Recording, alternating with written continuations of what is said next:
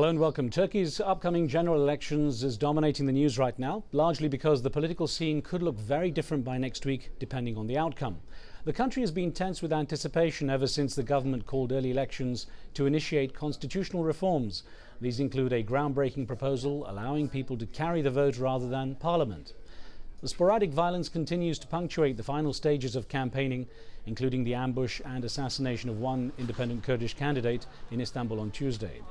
3 months of ongoing attacks against the security forces by the separatist PKK has also raised tensions at the border with Iraq and led to the massive military build-up there by the Turkish military. Well, Ankara has also asked the US in Kurdish-administered northern Iraq to crack down on the Kurdish separatists. Where does this leave Turkey as it approaches a crucial political crossroads? Remember, we want your input. We'll take your questions and comments at the numbers at the bottom of your screen.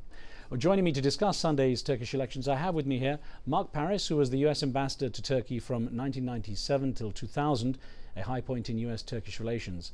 Since leaving the government, he kept up his ties there as director of the Brookings Tusiad project on Turkey, based here in Washington, D.C. Also joining me is Soner Çaptay. He's a senior fellow and director of the Washington Institute's Turkish Research Program. He's written extensively on US-Turkish relations as well as domestic politics and nationalism in Turkey. I welcome you both. Thank you. Soner Çaptay, I want to actually start with you, and it's a question for both of you, but I'll start with you and ask, what is the best case scenario and the worst case scenario as far as you're concerned following the elections on Sunday? The best case scenario is that, I think either case scenario, it's not going to be as the Turkey we had over the last 5 years, which was a country of political stability with only 2 parties represented in the parliament, one of which had a supermajority. We are going to see now many more parties represented in the parliament, and therefore we're not going to see any party having that kind of supermajority anymore again. So the best scenario out of these 2 lesser scenarios, less likely, more likely to happen scenarios, one is that we'll have a 4-party parliament in which the governing party, AKP, might still win a majority of the seats, but that's going to be a slim majority. It's not going to be anywhere near the supermajority that it had. So it's going to be an AKP government checked and balanced by a strong and powerful opposition. And let's get to Mark Paris's view. Ambassador, what would you see happening as the best case scenario and worst? Well, I think that the most likely scenario, and Soner has foreshadowed this a little bit, is that you will have AKP as the party with the most seats in parliament. I think it will almost certainly be, based on the current polls, an absolute majority, which means to me that while there will be at least one additional party in parliament, and while the parliamentary dynamics will be enlivened by that and the fact that there will also be probably a sizable number of independents, I think the likelihood is that AKP will continue to be able to run the country as a unitary government. I think the markets will welcome that. I think it'll be good for decision making and coherence in Turkey. The checks and balances, which are important, and which is sort of where this crisis began over the status of the presidency, probably under those circumstances will be exercised by the presidency, since it'll be impossible for AKP, with the kind of majority it seems likely to get, to simply name the next president. What does this mean on the ground as such? I mean, Soner, if I could ask you, what does this mean for the average Turkish person in terms of how their life might change on a day-to-day basis? Some of the debates that have been going on in Turkey, how might those be affected? Well, I think we're going to see a lot of political instability, even though it is an AKP government with some kind of majority in the parliament.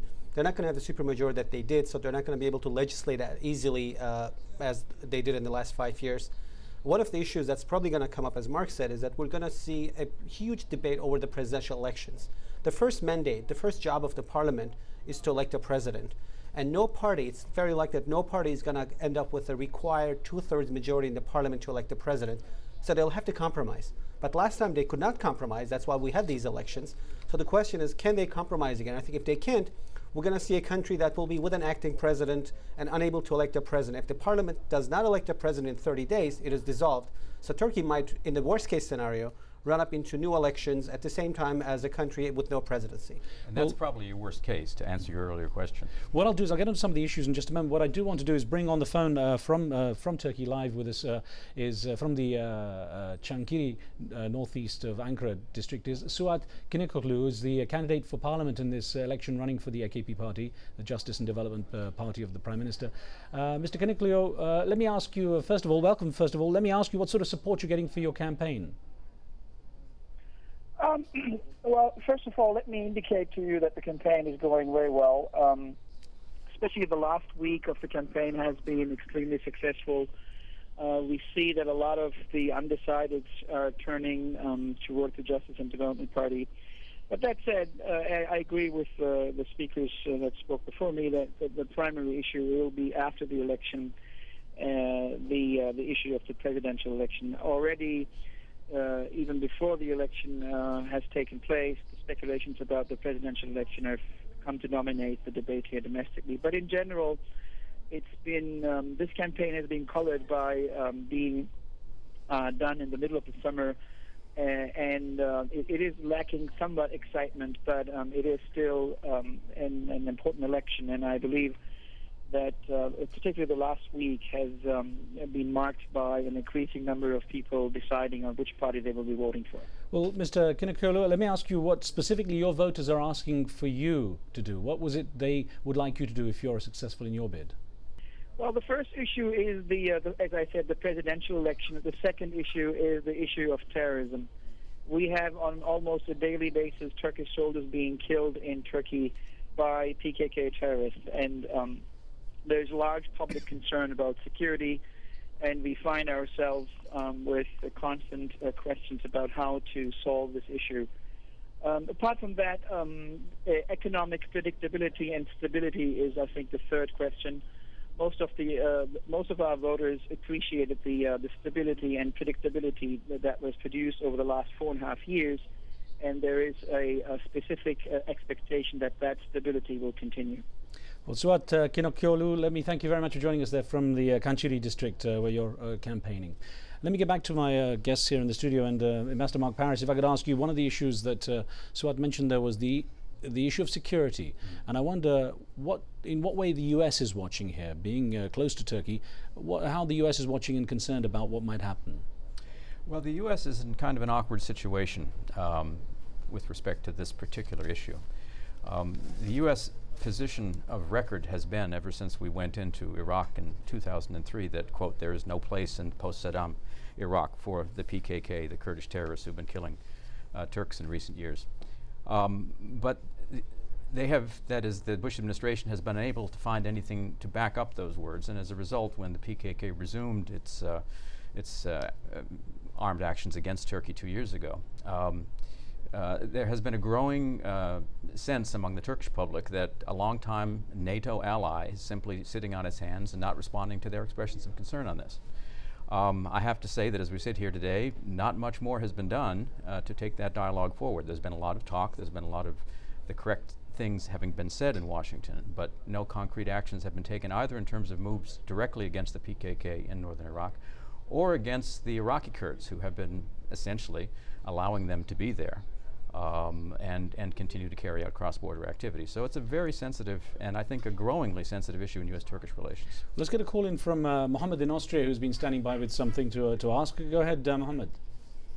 Yeah, I want to ask what kind of ramifications there will be if Turkey does decide to go into the Kurdish areas of Iraq, and how far it will damage the relationship with America. Thanks. Okay, actually, Sonia Chapte, if I could ask you. I think what we're seeing right now is an escalation period, except the fact that the political crises and elections going on in Turkey have sort of suppressed that escalation period. Typically, PKK starts its terror attacks from northern Iraq into Turkey in the spring, and Turkey ratchets up its rhetoric. And this year that happened, and there were expectations that Turkey would go into northern Iraq because it is actually being attacked by a terrorist group based in northern Iraq into its territory. That's a violation of its sovereignty.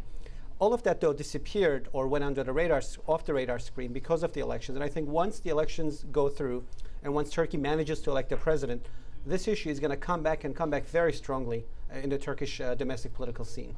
I want to put an email question to you, actually. So, this came in from Tehran, from Iran, and Nilufar says, Turkey's secular model is unsustainable because it is forced on the population. It is a form of secular fundamentalism whereby because you're a devout Muslim, you're seen as a threat to a whole system, and so you're not allowed to participate as a candidate to rule. Can you address that?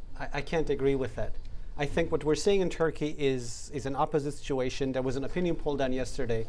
About 30%, 40% of the country's population, that's 4 out of 10, said that they think that the secular system in the country is under a threat. So that means 40% of the country's population embraces this political system that is hardly imposed from above. And you add to this undecideds, you actually get a majority of people, 52%, that thinks in some way that there is a problem over there. That could still be seen as a divided country, though. I think it's a divided country, and I think that the problem we're facing right now is not an imposition of secularism, but it is what I see as homogenization of Islam. And the presidential election process is kind of jump-started this entire process. What has happened is the AKP has cast the presidential elections as a process in which they said they're going to elect a religious president, implying that the previous 10 presidents were not religious. So the AKP is sort of seen as the representative of the right kind of Islam. And I think this is a dangerous argument to make, because you're basically dividing Turkey into those who are Muslims and those who are not, and perhaps secular. But that's half of Turkey. That's 35 million people. That's a dangerous game to play. An email we got, an ambassador, if I could put this to you, please. It's from Cameroon. And Ahmed Mohammed said from Cameroon, I think by voting overwhelmingly for an Islamic government, the people have made it loud and clear how they want their lives to be run. The West cannot be calling for democracy on one hand while undermining or refusing to recognize the people's right to choice. This is moral imperialism. I'm unaware that anybody on the American side is trying to impose any party or government on the Turkish people. If anything, I would say that the United States has been agonizingly careful not to take sides, not to back either the ruling party or any element of the opposition.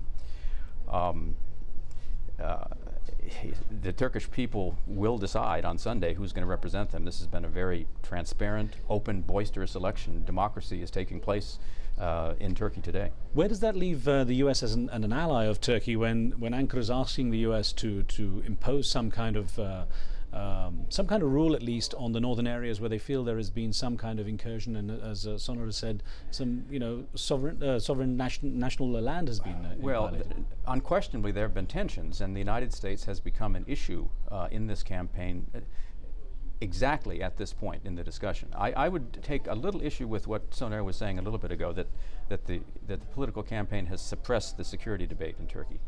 I see it almost exactly opposite. I think that the fact of the campaign has created a situation where elements in Turkey have highlighted the security issues, including the fact that the United States has not done anything, and implicitly that the current government has been unable to get them to do that, in order to affect the outcome of the election. And I think that it's had, to some degree, a success. I think that one of the factors that will get a third party across the 10% electoral threshold will be a sense that the nation's security has been endangered, and you need to bring in the tough guys to deal with that. So I think it's impossible to clinically divorce these two issues. They've been meshed in the campaign, they'll be meshed in the result, and I think that we will see them continue to play themselves out in Parliament over the next 5 years. If I can just follow up, what I was trying to imply is not that this has made the campaign has made terrorism an important issue. It was that the campaign has delayed action on the terrorism issue. In other words, because Turkey did not have a government, because it was going through multiple elections, presidential first and parliamentary next, people, I think, postponed whatever action Turkey would take to after the elections. And that's why I think once the elections go through and once the country has a president, we're going to see Turkey take this matter very seriously, to the level of possible cross-border incursion into Iraq, whether or not people like it over there, over here, because there is tremendous amount of public pressure building up for that. 63% of Turks are now supportive of incursion into northern Iraq to follow up with PKK presence over there. Well, let's get a comment or question from Raza in London, who's joining us. Raza, what would you like to ask? Basically, I have two quick questions. One is, if the Turkish military does not root out the PKK, is that not a betrayal on the Turkish people, about 50, 60 million people they're supposed to represent? And the second quick question would be, if it has been proven, even on the BBC's website, which is British state media, that the PKK is trained, armed and funded by Israel, should Turkey not help fight the root cause of the training and the basis of the PKK? As that is the only way to fight terrorism, is fight the root cause, the people training and supplying it. Okay, Raza, they will even admit to themselves, like Raza, it's on the BBC website. Thanks for those two questions, because we haven't got much time. I'm going to ask the first part to you, please, Soner. Look, I think the PKK is now funded and trained in northern Iraq. It has at least logistics support from the two Iraqi Kurdish parties, PUK and KDP, based in Suleymaniye and Erbil. And that's where the root cause of the problem is right now. In terms of taking action, I think the Turkish military is under a lot of pressure, as the questioner said, because people are dying on a daily basis, and these are funerals that actually are publicized on the front pages of newspapers every day. It's a very emotional issue, because the Turks went through this kind of movie once before in the 1990s, with this kind of violence and escalating PKK attacks, and they're going through it again, so they kind of know what it feels like. And I think that's why you're going to see huge expectations from the people for the military to intervene in northern Iraq, unless the PKK goes into a period of quiet and peace, which could delay and postpone all these cross-border operation scenarios into the winter months and perhaps beyond that, because once it's winter in northern Iraq, tons of snow, mountainous area, everybody's quiet. Well, a quick question with about a minute to go, Ambassador. On the second part of the question there from Raza was the issue of Turkey's relationship, or at least Turkey's perhaps action against Israel, and I guess how Turkey might come out standing in terms of itself as a geopolitical player, depending on the outcome of the election. I think that the notion that Israel is arming the PKK in northern Iraq is bogus. I've seen no evidence of that. Historically, the Iraqi Kurds and Israel have had connections, relationships, but in recent history that simply has not been the case. In terms of what might happen if Turkey goes across that border, Turkey does have a serious terrorism problem, but there's a lot of downsides to going across that border. Sir, I hope to talk with you more about this in the future. Thank you very much for joining me, Ambassador Mark Paris and Sonal Chapte. Thank you very much for being with us as well. Thank you for being with us. On Monday's show, we speak to a skeptical environmentalist. Bjorn Lomborg claims that the largely publicized predictions of many environmentalists are exaggerated. Don't forget, if you have any thoughts about that or other pressing issues, send your emails to riz@aljazeera.net. We'll see you next time. Street Talk's coming up next.